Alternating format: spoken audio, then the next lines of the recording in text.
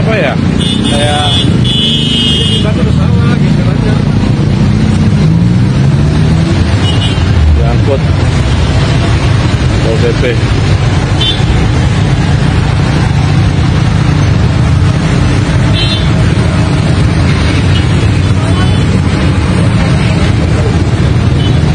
Ya, tadi adalah sebuah video yang saya temukan di media sosial Twitter, di mana ada seorang pria melakukan sholat di tengah jalan raya, dan tampak dalam video itu dia dijaga oleh dua orang yang berdiri ya.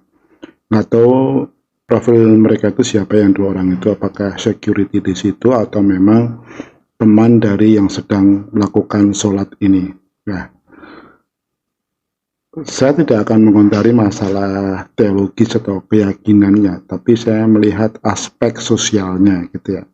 Kalau kita bicara soal tempat ibadah masjid, entah itu di Jakarta ataupun di kota-kota besar lainnya, ya hampir dengan mudah bisa ditemukan gitu, nggak perlu mencari-cari sampai berkilo-kilo gitu ya. Tapi yang sungguh tidak wajar ketika orang ini memaksakan diri melakukan ibadah sholat di tengah jalan raya yang memang satu sedang padat. Karena kalau kita perhatikan suasana di situ kan gelap, artinya mungkin pada saat itu orang sedang pulang dari pekerjaan mereka atau aktivitas mereka setelah seharian mereka di luar ya. Ya kalau kita bicara aspek kelalu lintasan, jelas ini sangat mengganggu kenyamanan atau keamanan pengguna jalan raya ya, karena dia melakukan kegiatan itu di tengah jalan persis gitu ya.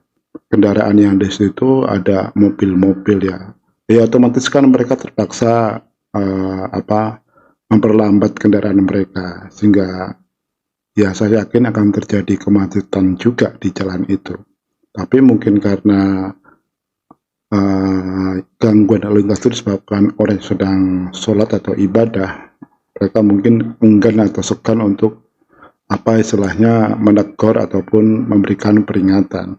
Nggak tahu kenapa di situ tidak ada pihak aparat keamanan atau kepolisian yang bisa istilahnya menggeser orang tersebut ke pinggir ya. Karena kalau dipikirkan bisa juga kan di pinggir jalan, tidak harus di tengah jalan gitu ya.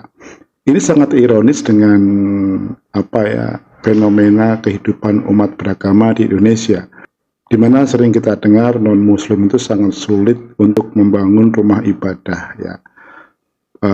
Dalam hal pengertian ini adalah proses perizinannya. Sebaliknya, kalau untuk umat muslim itu kan sangat mudah mereka membuat tempat ibadah atau membangun rumah ibadah. Dan kalau kita perhatikan dengan seksama atau dengan cermat, misalkan di Jakarta ini kan hampir setiap tempat itu dalam satu kampung pun ada 3 sampai 5 masjid, belum surau-surau atau musola-musola kecil ya. Kalau kita bicara di tempat keramaian, di mall ataupun di perkantoran, pasti juga ada tempat untuk ibadah. Kalau kita berpikir secara logis atau nalar ya, sebenarnya untuk mendapatkan atau mencari tempat ibadah untuk sholat jam berapapun itu sangat mudah. Untuk mencari musola atau masjid di kota-kota besar maupun di kota-kota kecil di Indonesia itu sangat mudah, dan istilahnya nggak sulit lah ya. Berbeda kalau misalkan itu terjadi pada umat non-muslim. Kadang-kadang seperti di Cilegon itu mereka harus naik bis dulu ke kota sebelahnya baru mereka bisa beribadah. Kan ini sangat ironis ya. Satu sisi ada sekelompok umat muslim yang mereka seolah-olah bisa melakukan apa saja dan di mana saja.